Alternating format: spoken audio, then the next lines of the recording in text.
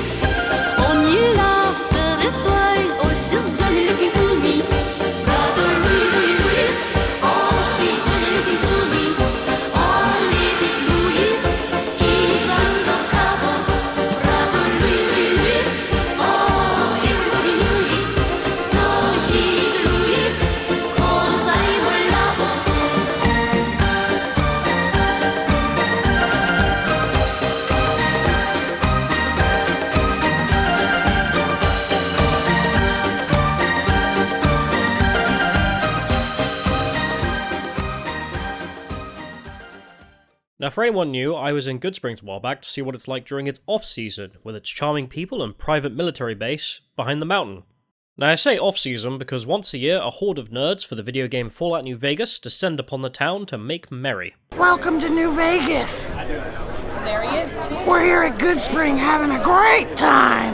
The meetup this year was put on by the owner of the Pioneer Saloon and managed to attract over 6,000 nerds to a town whose population is 162. Now the town has a proud history as a mining town, but when all that dried up, it looked destined to become a ghost town, but has managed to live on. The Fallout series was originally created by Interplay Entertainment in the 1990s. The premise being an alternative world imagined by the people of the 1950s, complete with robot butlers and nuclear technology.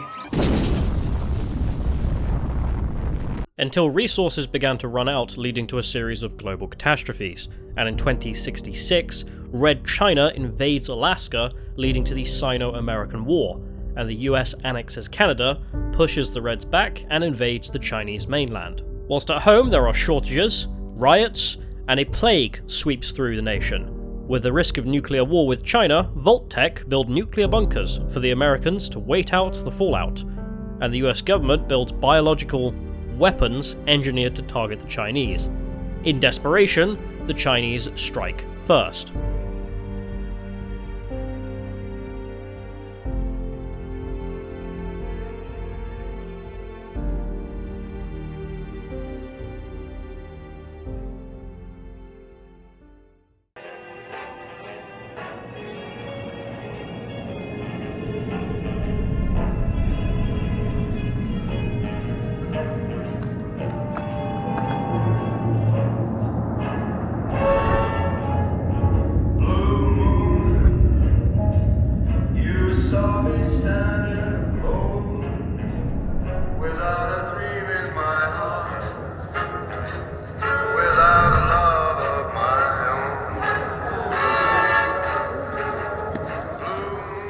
And New Vegas takes place 200 years after the bombs fell. Now eventually Interplay Entertainment would sell the rights to the industry giant Bethesda Game Studios. Bethesda released Fallout 3 to a massive success, even obtaining a 91 on Metacritic. Interplay fell on financial troubles, and eventually a subsidiary of theirs,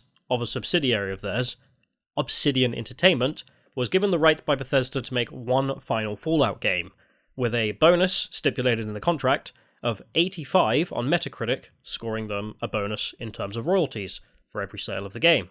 A final chance to say goodbye to their baby. And they managed to score 84. One short. Oh well.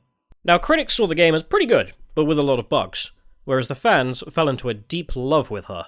In fact, 14 years after the game's release, thousands of people will travel half the Earth just to meet up with other fans of theirs in the town in which you start the whole game, Goodsprings. Now, Fallout New Vegas managing to maintain this level of popularity for so long, I think has to do with the fact that it is a post-apocalypse game. Now, to explain, the apocalypse in the Fallout universe was the Great War, the launching of the nukes that wiped out all of human civilization. Bethesda's Fallout 3 sets itself firmly in the post-apocalypse, living just after the apocalypse. In fact, when playing the game, you will raid the Super Duper Mart, a supermarket, to try and find food, 200 years after the bombs have fallen. Whereas in Fallout New Vegas, they accept that we're going to move on from the living in the ruins of civilization, because it's been 200 years, so entire nation-states have formed. People don't get their food from supermarkets, they have got farming, that ancient technology. So at this point, the apocalypse is sort of like a distant memory that people talk about. It makes the setting, but it's something that happened in the past.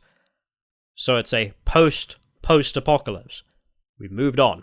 Now, the event itself is split into 2 days, just because of how big it is. This year, they even had buses running to nearby towns to accommodate the numbers. So when I arrived at the airport, I met up with a subscriber who was very nice, and we made our way to Goodsprings. Moving back into the town, and this time staying with some locals I met last time, and their pet pig. How's it going? We're in Goodsprings, Nevada. Driving on the back of a pickup truck. It's very nice, folks. One of the best I've been on. I've never been on one quite like this. It's great, folks. It's very great. They're making Goodsprings great. Instead of good, they're making it Great Springs. So they're good. That's what we're calling it, folks. Great Springs. Naturally, I gifted my friends some Freddos, and seemed to enjoy them. Thank you. I love Cadbury's. They're the best chocolate in the world. I love Freddos. The little frogs, they're very great. They're making Britain great again, one little frog at a time. And of course, being British in a desert town in the rural United States, the locals wanted to take me out and show me what that freedom thing they keep talking about is all about. God bless America. And nowhere else. Literally nowhere else. Everywhere else can go f*** itself. We see here the average American male in his natural habitat, getting ready to murder school children. We're going to Walmart. Do you ever get a mass shooting at Walmart? In New York.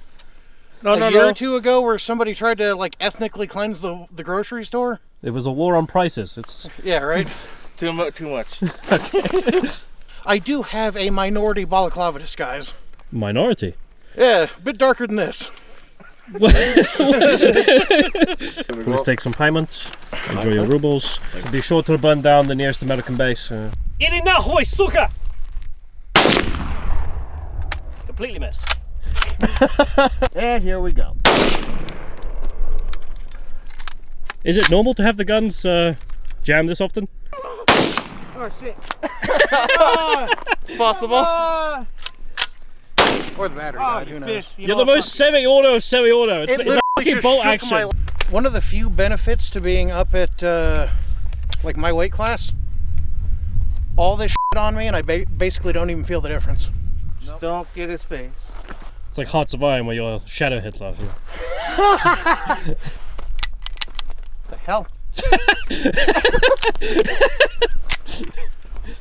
I know I just saw that one eject. F you, gun. Now, the whole event is split into a few different events. Outside, you can find merchants selling everything Fallout themed you can think of.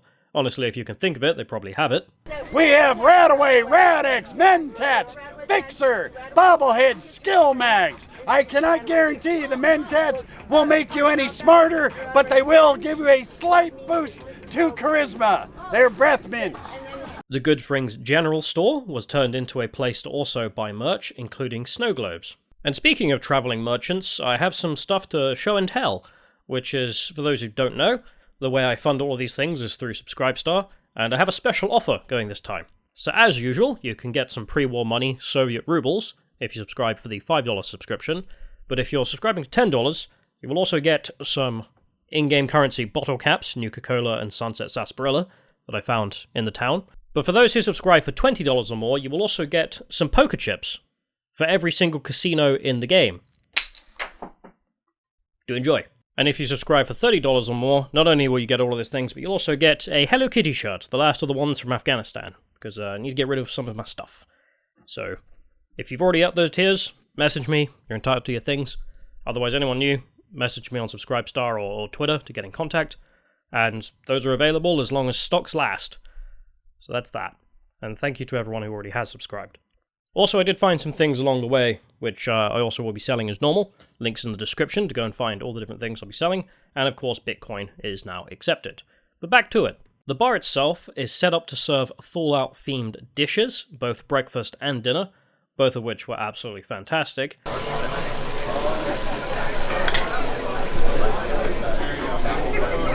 They cook them so finely here, just like in the Ultra Lux.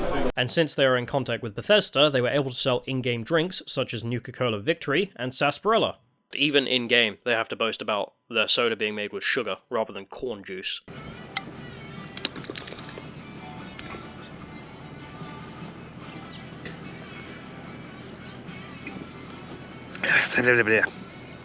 Either way, you come all this way, you gotta try it. Exactly.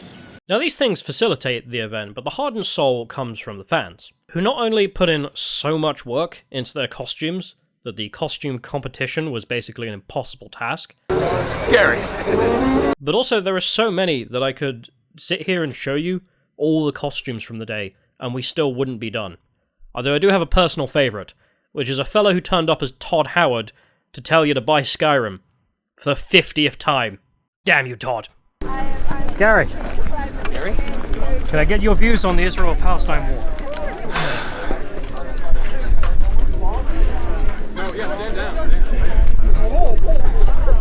Gary. Yeah, I think there's like 3 male suits, so I don't know, I thought this one was cute, so I chose this one. Alright. yeah. Have you practiced a little dance for it? Wow, is that a big iron in your pocket, or are you just pleased to see me? I'm just pleased to see you. There's also the different pieces of kit that people bring, such as working Pip-Boys, wasteland cars, flags, heads, even entire suits of power armor. In fact, whilst I was waiting in line to go and get the wristbands you needed to be accepted into the event, some guy turned up with a literal crate of Sunset Sarsaparilla that he'd made himself, and was selling out in return for whatever. He even made little Blue Star bottle caps, which are from the game, in a random amount of the bottles. So naturally, I purchased some off him for some Soviet rubles. The fans also set up a shooting gallery where you could win NCR dollars while playing cards 24/7, including us, of course, for Soviet rubles. I brought a lot of Soviet rubles to this thing, I'll be honest. There's even an in-game card game called Caravan, which you can play with a normal deck of 52, and there were some guys trying to explain how to use it. Even after 14 years, nobody knows how to play that game. Not even the hardcore fans. But there was even a wedding organised between a couple of people who had met at the event the first year round. If anyone here has any reason whatsoever that you do not feel these two should be married, speak your piece now.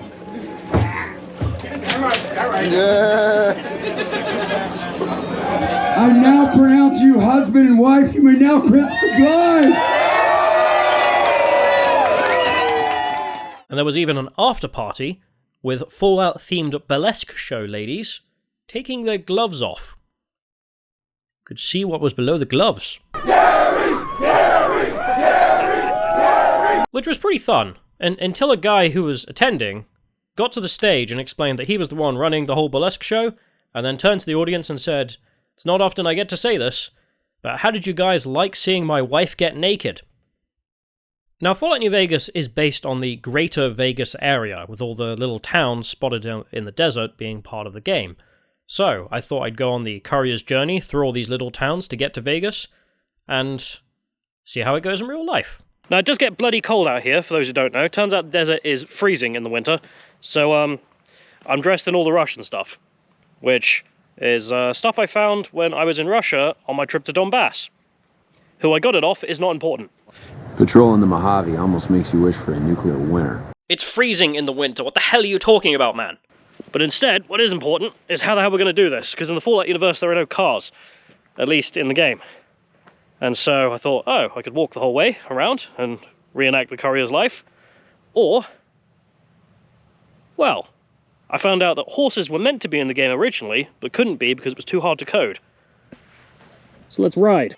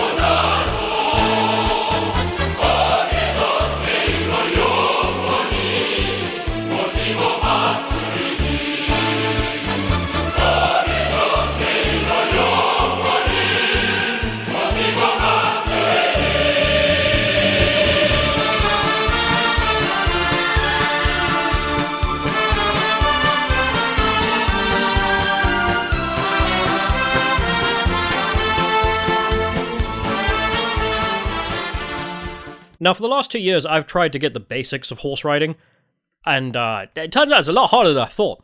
So, God sent me an angel in the form of a local goodspringer, being Tom Shiloh. Now, Tom has worked with horses all of his life. He's an American Indian, grew up on a reservation in an orphanage, only to escape to the segregation South. He joined up with the Marine Corps, ended up being in Mac VSOG in Cambodia and Laos, got bayoneted, worked as a stuntman, bounty hunter, and has lived not only a full life, but quite a lot he asked me not to mention. My name is Tom Shiloh. I'm Native American. I've worked with horses ever since I left the orphanage at the age of 12, earning money from 13 on. I've been very blessed, very lucky, all to do with horses. I've got into the stunt business in the interim, become a bounty hunter, did a lot of film work. Now I have a great family. From my days in Nam, going over and coming back and training horses in Hawaii, to train horses at the Parker Ranch and then Huntington Beach and cross country, I've had nothing but a great life. I'm very thankful. The man really embodies a lot of the positive stereotypes that foreigners have about your average American. I mean, hell, even the guy's truck is like this old thing from the 70s, which is genuinely awesome. It, consumes gas at a ridiculous rate, but is really cool. Now, Tom really wanted to help out when he found out about my plan to travel through the desert, and he even has his own wild Mustang that has been tamed with a tattoo imprinted on the side of its neck. That's the one that he rides, and for me, he offered his daughter's horse, Angel, which is more on my level. Being Native American, I started my own spur company. It's called One Feather Spur Company. I always have one feather, and I'll be pushing that this coming year. Fallout New Vegas begins with you kneeling on a hill, getting shot in the head on the outskirts of Goodsprings. Reason being, you were delivering the Platinum Chip, and being a mailman, you were pretty easy to kidnap. Needless to say, many fans were shooting their mates on the hillside. The game was rigged from the start.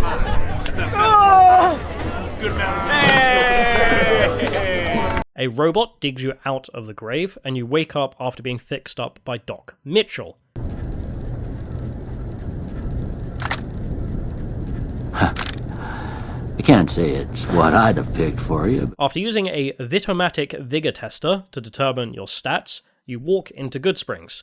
Heading into town, you will find your first dilemma. Vegas is connected to California by a two-way highway called I-15. A trader from California was ambushed outside Goodsprings, and the town's mayor Trudy has given him refugee status. The ambushers are from a gang known as the Powder Gangers, escaped convicts from the nearby prison, who were punished with forced labor maintaining the rail line next to the I-15. Any lawman that comes after me won't have it easy. You can side with Goodsprings and save the town, or you can side with the gangsters and murder the people who just saved your life. It's a real difficult decision, that one.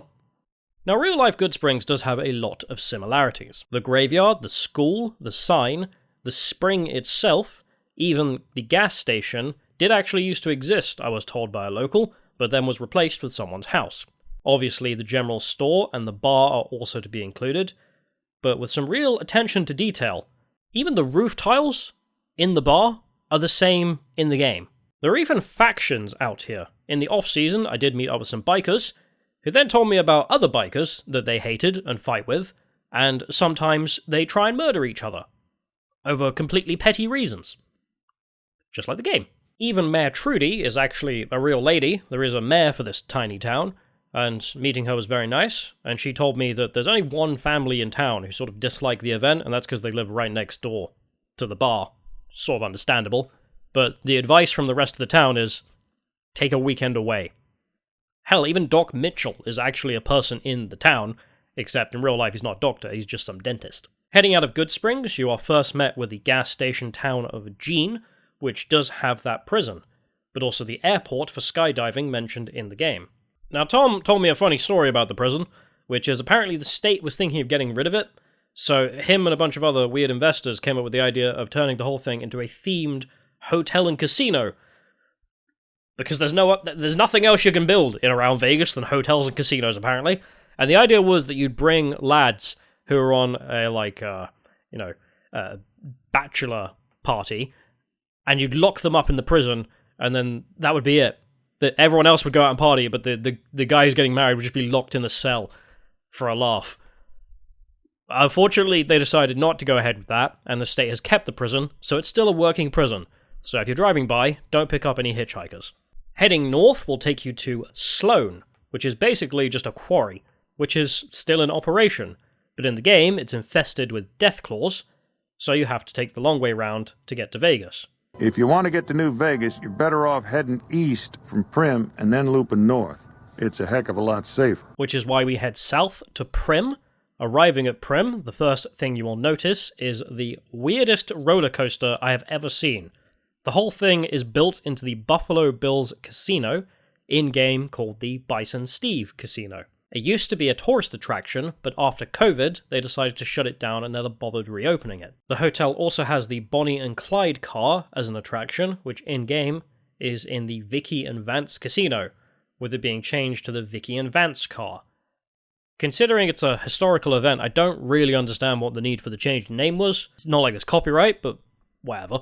In-game, you arrive to be met by an NCR soldier warning you of more escaped convicts from the prison have taken over the town, and they are occupying the Bison Steve Casino, with the remaining locals hiding out in the Vicky and Vance Casino. And if you bring law and order back to the town, you can actually go back to the Vicky and Vance and then use it as a proper casino. Welcome to Vicky and Vance. We're still getting the casino up and running, but feel free to sit down and play. Which no one ever does, because why would you go back to this tiny town? But it's there. As for the NCR, they are the New Californian Republic, one of the nation states. Founded in California 91 years ago, they've now expanded into the territory of the Mojave Desert.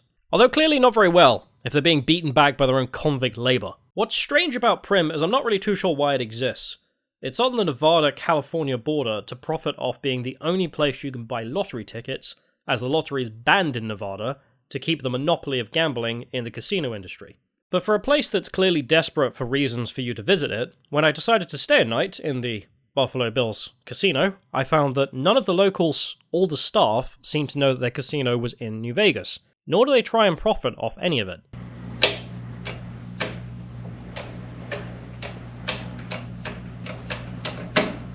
Doesn't work. Although one thing I have noticed in this hotel, which is the same in every hotel in Vegas, I don't know if it's a statewide thing or a American-wide thing, the elevators don't have floor 13. They actually refuse to put a floor 13 in the hotel because it's an unlucky number in American culture, I guess. 10, 11, 12, 14. They actually don't have a floor 13. Primm does have one thing going for it though, which is it's the only place in the entire Mojave I managed to find old-style slot machines. Nevada is a strange place, with mini casinos even in supermarkets and gas stations. But even the big casinos all use the same soulless digital gambling screens, whereas Primm still has some character, even if that character is a decaying relic.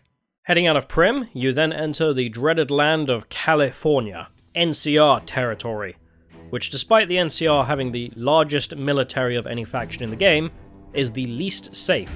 Now the NCR in-game are officially a presidential republic, but its first president, Aradesh, reigned for 7 years, only for the presidency to be handed to his daughter, Tandy, for the next 52. It's not very democratic, but it was the NCR's golden age. Ever since democracy was given a real chance, the subsequent presidents expanded the territory to the point of overextension, leading to no real law and order. Conscripts fill the army, being paid in NCR dollars, which are backed by nothing, extremely high taxes, and a political system controlled by a wealthy elite, riddled with corruption. They pride themselves on treating all as equals, including women, which means conscription, ladies. It's basically California in real life. Patrolling the Mojave almost makes you wish for a nuclear winter. Patrolling the Mojave almost makes you wish for a nuclear winter. Howdy. Patrolling the Mojave almost makes you wish... The next stop on our route was the NCR town of Nipton. Upon arrival, we are greeted with Roman flags and heads on spikes, and some guy claiming he's won the lottery. Yeah! Who won the lottery? I did! It turns out that lack of law and order is a very real issue, and the town has been attacked by Caesar's Legion. Nipton was a wicked place, debased and corrupt. It served all comers, so long as they paid. Profligate troops, powder gangers, men of the Legion, such as myself. The people here didn't care. It was a town of whores. The Legion has rounded up the town's population, shot anyone who resisted, and then instituted a lottery with 5 possible outcomes. The lucky losers were decapitated, 4th place were crucified, 3rd place were enslaved, and 2nd place, well, he had his legs broken with a sledgehammer, and 1st place was allowed to go, with the town's mayor being burned alive for his degeneracy. Each clutched his ticket, hoping it would set him free. Each did nothing, even when loved ones were dragged away to be killed. They stood and watched as their fellows were butchered, crucified, and burned. One by one, they stood and hoped their turn would not come. Each cared only for himself. Which is an absolutely fantastic introduction to the other major faction, Caesar's Legion. Caesar was born a citizen of the NCR. He was an educated man sent out to learn the dialects of the tribals in the wasteland, and found the whole thing pointless. If you think it's worthwhile to make smart people learn how to talk like backward savages, you're a follower of the apocalypse, or an idiot. Instead, he taught one of the tribes how to maintain firearms, how to produce explosives, and small unit tactics. He then had the neighboring tribe, including every woman and child, exterminated. The remaining locals were told to surrender or face the same fate. And every single one of them surrendered to Caesar. To erase their tribal identities, he took the name from Julius Caesar and formed the Legion from the culture of ancient Rome, precisely because it would mean a nationalist, imperialist, totalitarian, homogenous culture that obliterates the identity of every group it conquers. The Legion would go on to conquer Arizona, Utah, New Mexico, and the Colorado before turning west to conquer his own motherland. The Legion is a dictatorship of Caesar, meaning that should he die, there's no real planned succession, which is a bit of a problem. There's also a massive cult of personality, which does stop infighting, but also leaves quite a lot of the Legion's men rather simple. It's fundamentally a military-first society. Equality is a false god. What matters is not equality, but quality. There are no jobs in life, only roles, those which you are biologically fit for. Women and children are there to produce soldiers and maintain the basic needs of the military. Able-bodied men are soldiers. The old woman's dried up, but she could keep house or do gardening if she can learn to keep her mouth shut. The girl's the only one of real value, young enough to breed, not hideous to look at. What's your offer for the lot? Long-term stability at all cost. The individual has no value beyond his utility to the state, whether as an instrument of war or production. Now, the currency is based on gold and silver coins, which is based on something, gold and silver, thus providing actual financial stability. Law and order are strictly enforced, slavery is perfectly legitimate, degeneracy is disgusting, and you are not a citizen, but a subject of Caesar. I got my Praetorian guard here with me. See what I can do with her life. Oh, heck yeah. A worthy warrior. And just like all dictatorships, there are some oddities which you wouldn't expect from a society that is supposedly run on the principle of facts and logic. Firstly, they shun firearms and modern medicine because they make you weak. Caesar is also a man who is obsessed, derangedly so, with philosophy and history. Constantly, he has to compare his own actions to that of Julius Caesar to justify whatever he's doing, referring to the Colorado River as his Rubicon, and the NCR as the Roman Republic, comparisons which make no actual sense in the world he's living. Also, the war with the NCR is not justified by any actual needs of his legion, but instead through Hegelian dialectics. I'll destroy it because it's inevitable that it be destroyed. It's Hegelian dialectics. Saying that the NCR is the thesis, and that the legion is the antithesis, therefore we need to go to war. It's not really so much a coherent justification for war, rather a man who has become so obsessed with philosophy he has lost touch with all of reality. Then again, in-game, he does actually have a lower intelligence than a mole rat. So maybe that goes to some way to explaining it. We're at the Fortification Hill tonight, and we're here to do an interview with Caesar, the leader of the Legion. A hierarchical society governed by strength and discipline. Our soldiers are willing to sacrifice everything for the glory of the Legion. With that being said, this doesn't explain Why kill innocent people who pose no threat to you and use and sell women as sex slaves? Mr. Tucker, I swear to fucking God, if you interrupt me one more time, I will have my Praetorians hack you to death. Now, where was I? What do you say to the accusations that there are mole rats with a higher IQ? NCR propaganda. Clearly, I have more intelligence than a mole rat. Talking to the boomers who live in Nipton, they did not seem to understand what Fallout was. Never mind the fate of their town, but the local store did sell Nuka-Cola bottle caps. Riding through the town, the only other item you can find in the game is the old Nipton sign, which they still have around. There is also the Nipton trading post.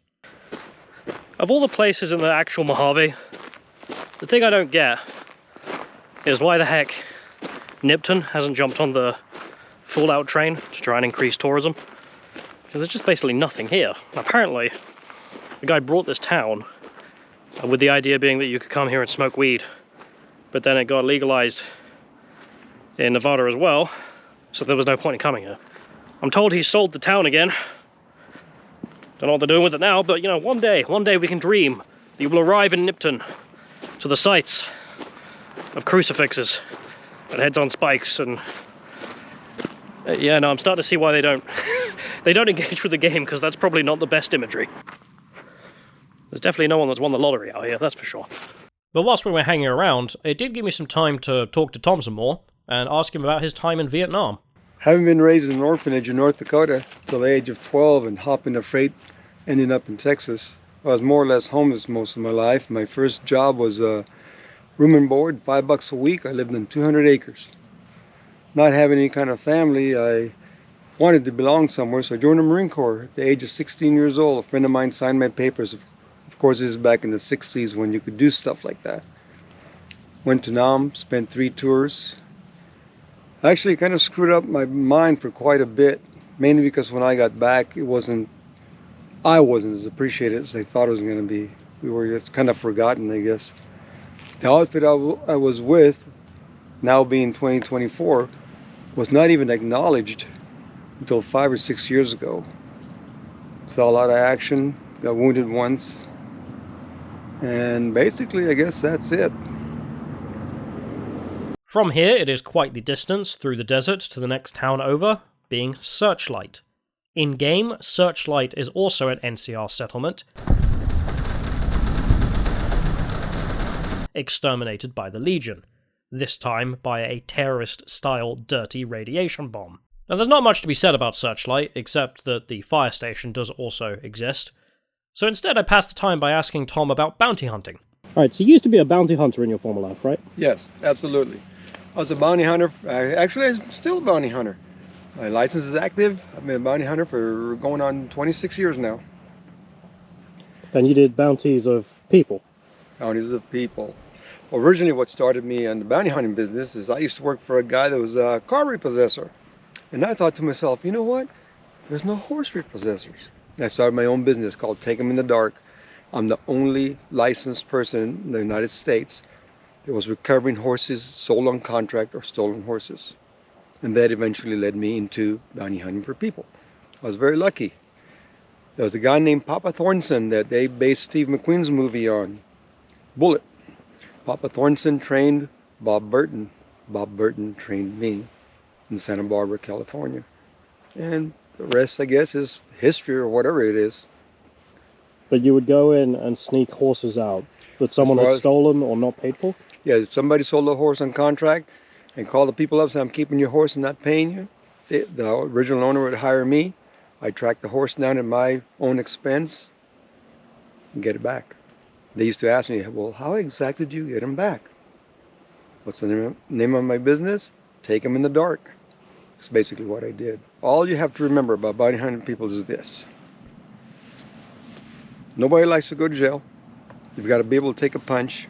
Why? Because nobody likes to go to jail. That's basically it. Don't be afraid of getting hit. If you are, this is not the business for you. Right. One of my techniques as far as getting people out, because you know guys hang out together, and I don't try to cause any mess. I mean, you know, it's just a business, nothing personal. So what I used to do, if I track a guy down. Maybe he's in the bar, him and all his friends, which is perfect for me. I haven't been in the stunt business and the movie business before. I knew a lot of young gals that for $100 they'd go into the bar and hit up on this guy, and the guy thinks he's getting lucky and leaves his friends behind, walks out with her, and as he walks out, I got him. He's not very happy about it. He gets nothing and she gets $100. Do you mind if I ask how much that kind of bounty would get you? I always got 20% of the bounty. What's hard about bounty hunting when you first get into it, you're what's called an in-house detective. You work for regular bondsmen. So you only get like 10, 12 bucks an hour, not very much. As you get better and better and better and get a reputation going, now you can call your own shots, 20% of the bounty. However, you put out all your money. If you don't get this person, you lost your money. So you finance yourself. So if a guy's worth $10,000 dead or alive, 20%. You get 20% when you hand him in? 20%. You don't get the full 10,000? 20%. Who gets the rest? The bail bondsman. He's the one who bailed him out. What makes it harder for a bounty hunter is this in-house detectives will spend so much time trying to chase somebody down that the guy learns to go underground and hide. Now, when they get a hold of you, you've got a week or two, which is not much time, so that kind of limits your success, but you have to be able to do it. I don't take anything that I don't think I can accomplish. I've never failed yet. Doesn't mean it won't happen, but it does, it does. Another thing I don't do is I don't catch people around my area where I live. You don't crap where you live. You don't do that. You don't want nobody to know where you live, so you just don't do that. You go. I go mainly out of state. To the east, there is a Legion landing site of Cottonwood Cove, but like Searchlight, there is very little reason to be out here considering how long it takes. Degenerates like you belong on a cross. If you ride north, you should run into the town of Novak, but sadly the entire town is fictional.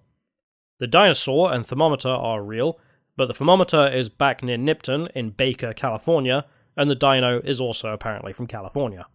Novak is also where you can pick up the beloved companion Boone. His wife is dead. My wife's dead. My wife is dead. We can see Boone here in his natural habitat, hunting Caesar and his legion because his wife is dead. He has a dead wife. She's dead. Did you know that? He shot her. Hey, Boone! How's the wife? Nearby, there should be a solar power plant known as Helios 1, and instead there is a solar farm, but much more dull than the ring design in the game. So we made it to Helios 1. The funny thing about Helios 1 is, well, the solar farm is not the same as in the game. It's actually just a bunch of normal solar farms instead of those weird, doomsday-looking ones. Although those are real, they're next to Goodsprings. In fact, it's almost surprising just how little there is north of Searchlight.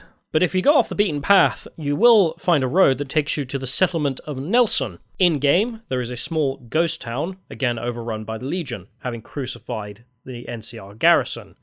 In reality, it's not too dissimilar. But instead of a ghost town, it's occupied by a single family who have piles of interesting junk out in the desert for people to come and visit. One family member was running the bar and mentioned to me they don't get much Fallout trade, but he did let me buy some chains, just to remember the Legion. For the kinkier among you, there's also for sale. If you do visit, there is a $1 charge, and if you ask for a soda, he will tell you to check the freezer, which is full of decapitated snakes, and no soda. If you keep heading north from Searchlight, you will finally find Boulder City. In-game, Boulder City isn't much more than a pile of rubble. The first time the Legion tried to cross the dam, the NCR led them into the town, rigged it with C4, and blew the Legion up with the town. The only surviving structures being a bar and a railway stop. Which is a real shame, because Boulder City might genuinely be the most civilized place in the entire Mojave, in my opinion. The rail stop is real and now is a railway museum, and the bar used to be an American restaurant, but these days has been turned into a British-themed restaurant serving Cornish pasties. Now, as a British person, I do highly recommend a visit, but if you are British, do prepare yourself for some weirdness, because of course, British food out there is considered some kind of odd ethnic delicacy. For example, they have HP wings, which are wings in Houses of Parliament sauce, which is weirdly good. And the pasties are served really weirdly, with the gravy not on the inside, but on the side, for dipping. Don't know why. Boulder City's civilization, however, comes from the fact that it was a town built for the workers constructing the Hoover Dam, so they have to keep it civil. Therefore, gambling and other degeneracy were not allowed. The workers would have to piss away their pay in nearby Vegas, and to this day, it does give off a sense of being higher class than the surroundings. It might also just be the Art Deco style. To the east, you will find the Hoover Dam, which, just like in-game, there are these weird statues and golden doors. But it turns out those golden doors are just guarding American toilets, and they're weird-looking urinals. The dam itself being something that obviously provides power to the entire region, and in a post-apocalypse would also do so. Certainly would survive the test of time looking at it. It really is a marvel of human creation, and actually does demarcate the border between Nevada and Arizona. Nearby you can find Lake Mead, which really is an old folks marina, which is incredibly peaceful, and even has animatronic fortune tellers. Remember, it'd be a great deal better to do all the things you think you ought than to spend the rest of your life wishing you had. There actually is a World War II bomber crashed in the lake as well. I did think about going down and filming it, but that requires a hell of a lot of diving experience, which I don't have. When you walk towards Vegas, finally there is one almost official entrance to the paradise of the Strip, which starts at the Welcome to Las Vegas sign. Sadly, there are no horses allowed around here, so back near Helios 1 I had to say goodbye to Angel. You're a cute little baby, aren't you?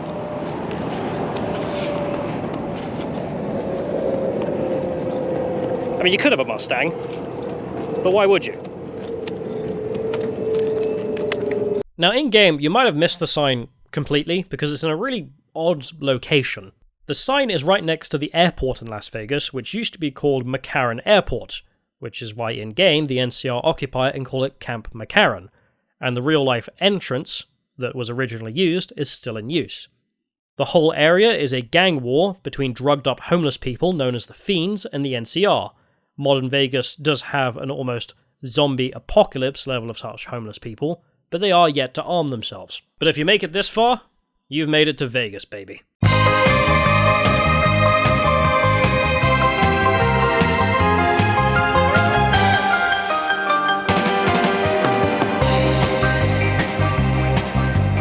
보람찬 내 삶이 시작된 곳은 고향집 어머니 그 품이던가 국물결 설레는 들판을 지나 서서럽고 나던 방긋길인가 아 영광에 태웠어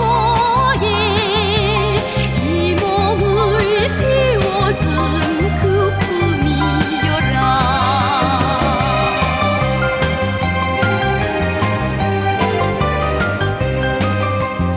보람산 내 삶이 꽃펴난 것은 들 끓는 건설장 그네 길인가 정다운 아이들 웃음 넘치는 락원의 불밝은 창가 이런가 아 인생의 참된 권리를 감높이 안겨준 그 품이여라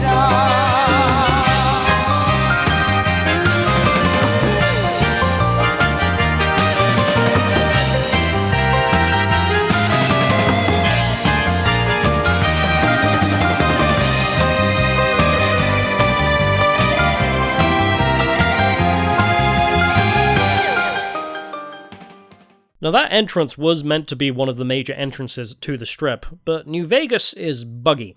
In fact, the amount of crashes just getting this bloody footage was unbelievable. And that's with the anti-crash mod installed. I mean, how many games have an anti-crash mod? And probably all of them these days, I'll be honest. So what happened is that the developers decided to really limit the amount of Vegas that is in the game to minimize the amount of crashing, because Vegas in real life is blummin' huge, which meant the removal of the main entrance. Instead, you have to head to North Vegas, known as Fremont Street, which is locally known as a very creative arts-type district filled with a mixture of daddy's money and real poverty. In-game, it's very much the same thing. With the poverty including kids hunting rats to survive, upsides include the Silver Rush gun store and the Atomic Wrangler casino. Hungry? Thirsty? Horny? The Atomic Wrangler has you covered.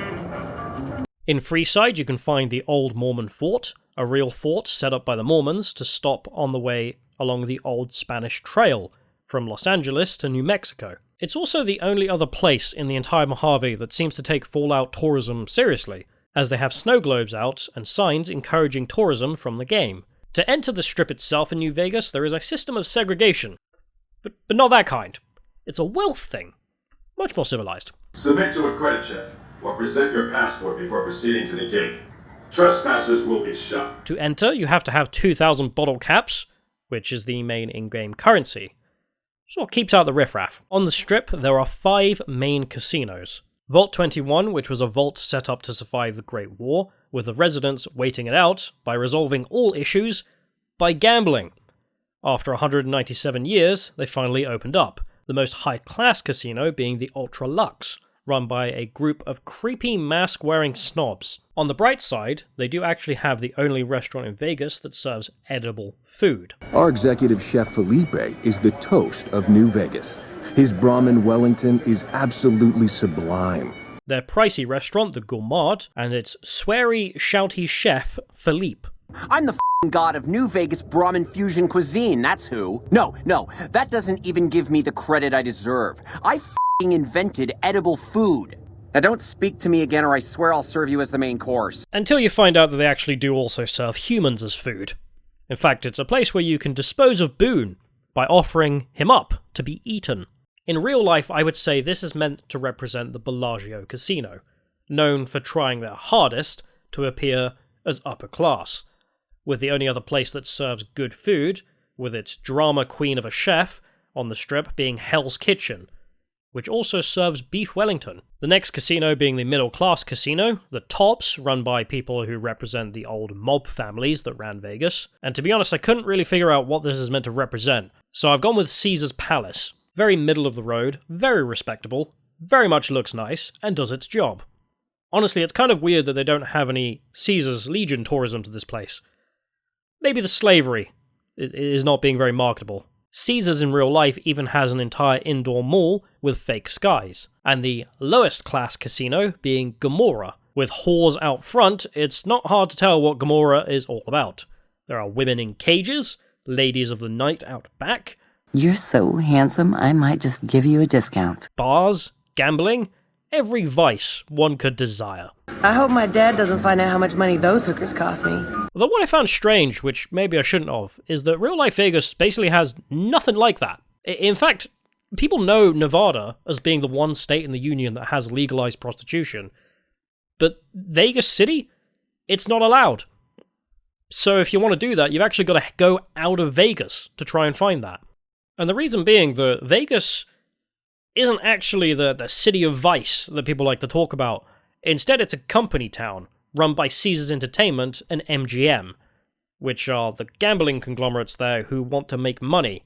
And weirdly enough, even though it's the Sin City, there's a certain level of sin and vice which isn't very marketable and doesn't make as much money as not having those things. As for Gomorrah, they do have the best posters in the Wasteland, which have only one possible comparison. The Vegas institution, known as Little Darlings. Now, Little Darlings is a strip club.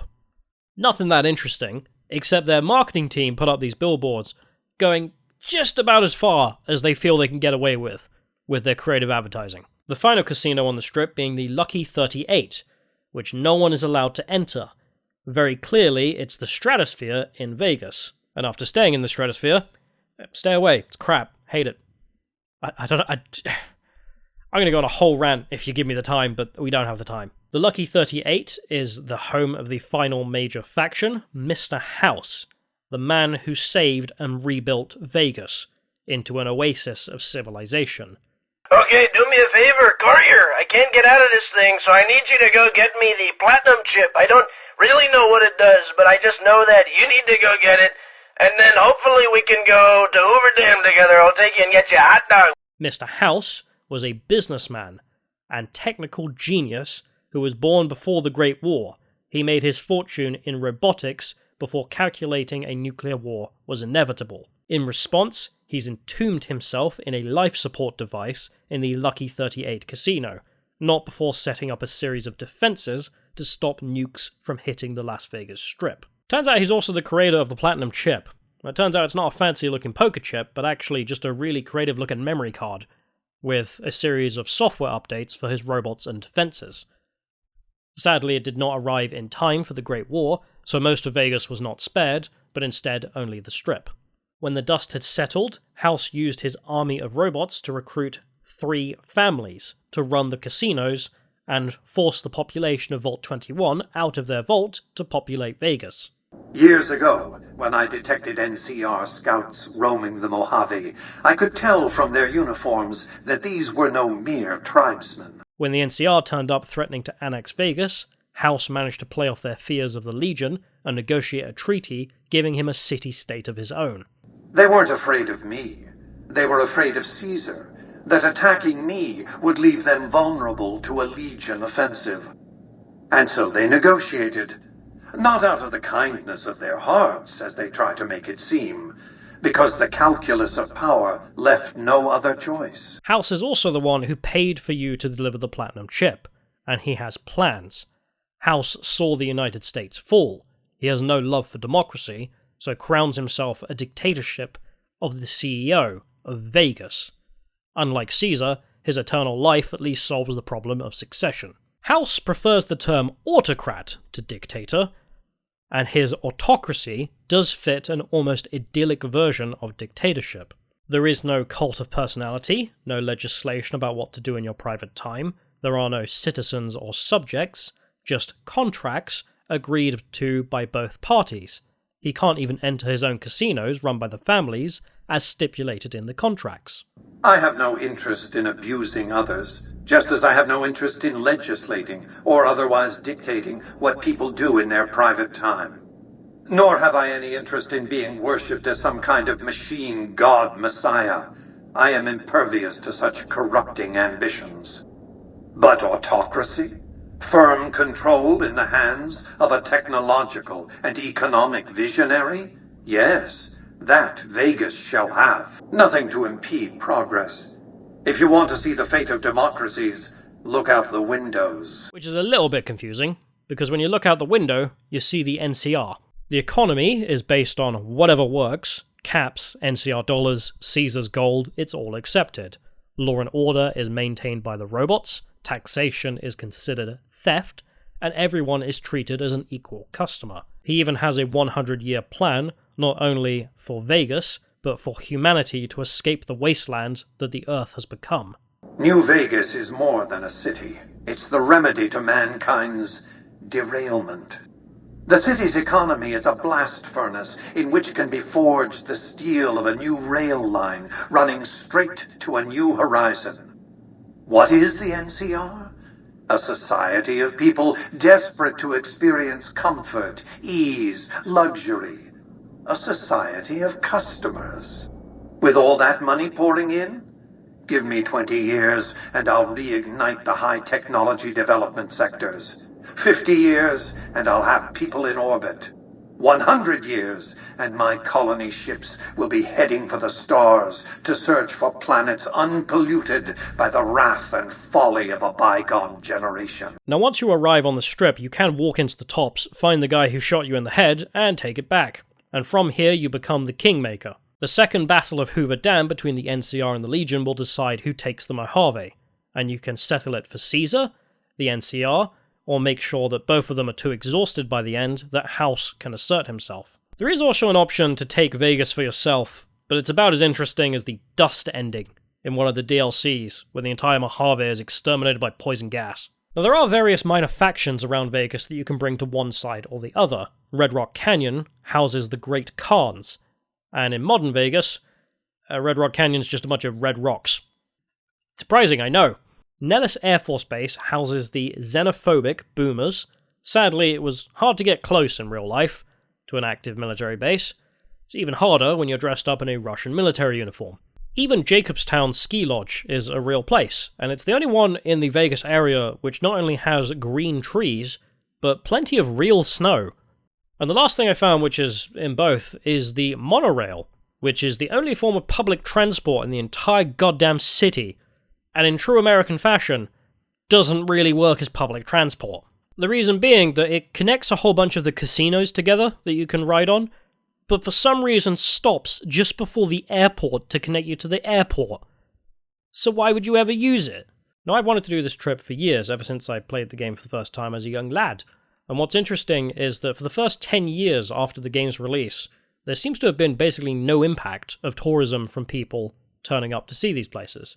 But in the last few years, thousands of people turn up from all around the world just to see these small places that exist in a video game they once played, which is probably an effect of the kids growing old. But what's fantastic about New Vegas is it seems to attract all sorts of people together in a wanderlust of how society might rebuild after a great nuclear war, with factions that appeal to all different kinds of people without pandering. They all have their own negatives, and in the fictional setting, it actually makes some sense. In fact, it was intended by the developers that you should have been able to finish the game and after the credits, go back and explore the Mojave, seeing the effects of your decisions play out. All those NCR troops should see me to celebrate. Welcome to Vegas, capital of the sixth state of the new California Republic. That old coot house is gonna make me rich. With all the new rules and regulations in New Vegas, I'll make a killing circumventing them. Welcome to New Vegas, where a new day is dawning. You serve the Legion well, amigos. Awe, amigos. With Caesar's Legion in control of the dam, I think things are going to get much more difficult around here. In fact, I think this is why there's so much of an argument between Fallout fans, and why New Vegas is so special to so many people, is because it's a post-apocalypse. You get to actually feel that the factions have a purpose, and their victory would mean something. It would affect the people who live in that world, and might even stand the test of time. Whereas most things that Bethesda make seem to be stuck in just a post-apocalypse mud. I mean, people are still fighting each other like the bombs fell yesterday, raiding supermarkets, instead of going and farming food. And what's funny is that the Brotherhood of Steel in Fallout New Vegas, one of the minor factions, really encapsulates this perfectly. In New Vegas, the game almost buries the faction. In fact, if you decide to kill them, you do literally bury them.